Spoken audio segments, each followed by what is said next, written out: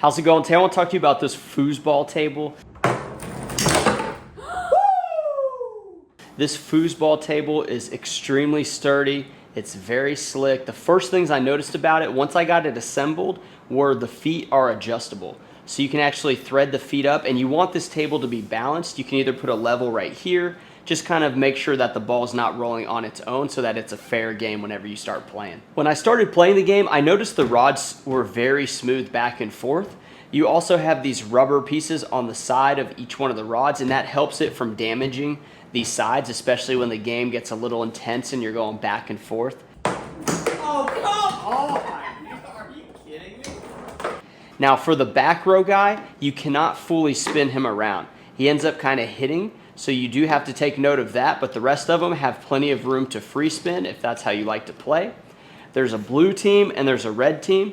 In order to keep score, you have these soccer balls, which I think was a cool addition. Rather than just having little tokens, you actually have soccer balls with numbers on them, 1 through 10. The game ball looks like a soccer ball. It's black and white. Wonderful color here with the green and the white for the field.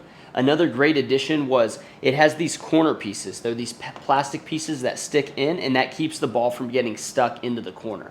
Now, there is the rare occasion that the ball is in between two defenders and nobody can reach it, but in that situation, you just call out foos, and whoever grabs it grabs the ball, and then they get to play.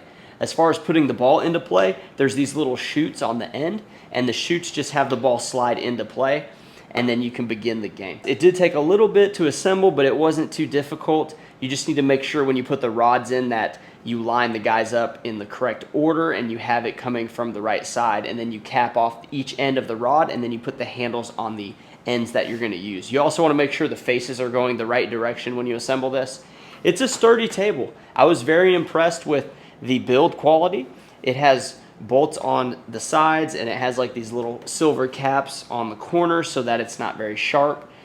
Super impressed with this. It's going to be great for our garage. That's kind of the space we need it, because you do need quite a bit of space around this. If you have a smaller house, you may want to either put it somewhere in the living room or possibly the garage where you can have a few friends over and play the game. You can either play 2 players or 4 players, because there are 4 rods on each side, so you can have somebody play the front half of the field and then someone play defense. Or if you only have 2 people, you can have a really fun game where you're controlling both the people who are scoring up front and then also your defenders in the back. An excellent game. Like I said, really impressed with the smoothness of the rods and just how much fun I got out of this game.